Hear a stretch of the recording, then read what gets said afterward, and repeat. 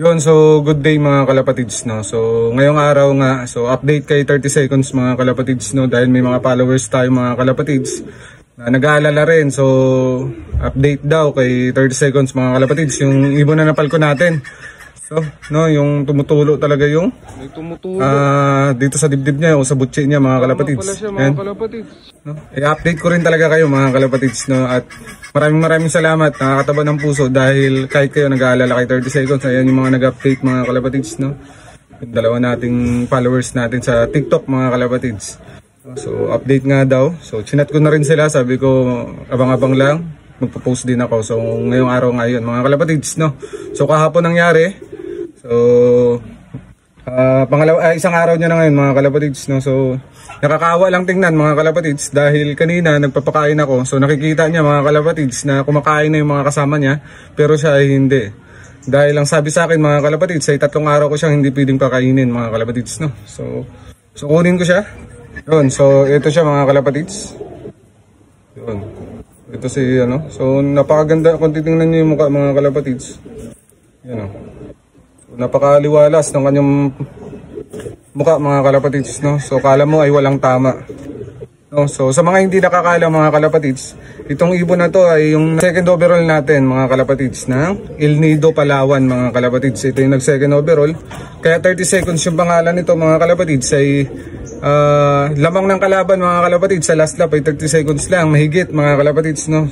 So kung napakaaga lang to ng uwi, possible siya yung first overall champion sana mga kalapatids. No, so kaya gintry ko siya ulit at sinasama ko siya sa training mga kalapatids para tawag dito, masubukan, baka sakaling yung naudlot na first overall sa kanya ay makamit na namin. Pero yun, nandahil sa balgon, mukhang hindi na mangyayari mga kalapatids. So ito siya, napakalakas na ibon mga kalapatids, no? So mapapansin sa ulo, nanginginig. So ito yung sugat niya mga kalapatids. So inisprayan lang to ng mga kalapatids na yung pang manok ba yun?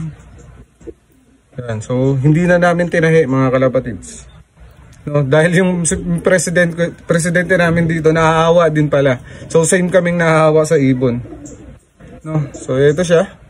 Pero sabi ng presidente ko dito sa Puerto Princesa, no, ay laging napapalkon yung mga ibon niya. So mas malala pa pala yung nangyari daw sa kanya, sa ibon niya. Wakwak simula hanggang lalamunan pababa, no. So wasak yan. So, lumalabas na yung pagkain, wasak man yung butsi. Pero buhay hanggang ngayon mga kalapatids, napakalakas na ibon. So sabi niya wag mo nang tahiin.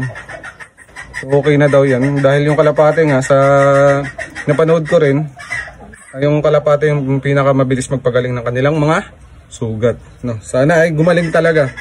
So first time to nangyari sa akin. So sabi naman, pinalakas naman yung loob ko ni Pres.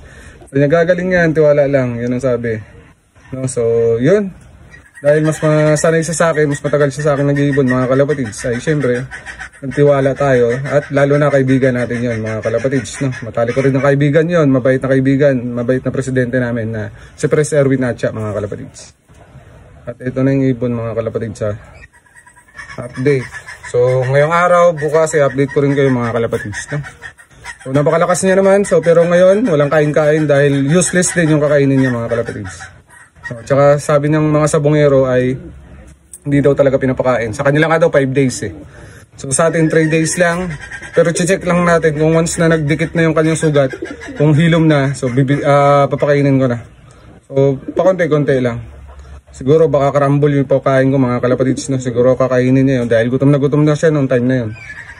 So unang araw mga kalapatids na walang kain at yun. So update kay 30 seconds na napalkon. So wala na. Hindi na natin siya masusubukan mga kalapatids, at hindi na talaga dahil ito nga yung sugat niya. Wala naman tama sa pakpak mga kalapatids. Pero sabi ko baka mamaya sa second attempt niya na training, baka matuluyan na siya, hindi na makauwi, at yun ang ayaw nating mangyari. Kaya ang gagawin ko, naka-record na rin siya sa akin ng second overall champion. So sobrang mainit lang kasi sayang kasi talaga to siya mga kalapatids, no. Napakabilis na ibon. Sayang talaga, kala ko makukuha na namin dati yung first overall champion. So ngayon kala ko susubukan namin sana ulit, tatry sana namin ulit makuha pang all bird. Kaso ganun pa man ay napalkon talaga siya, wala tayong magagawa. So yun, So update kay Cage 50, kay Cage 50 kay 30 seconds mga kalapatids. Yun, maraming salamat sa mga nag-aalala mga kalapatids ha. Thank you talaga. So yun. Ito ang update mga kalapatids. Maraming salamat. Bye.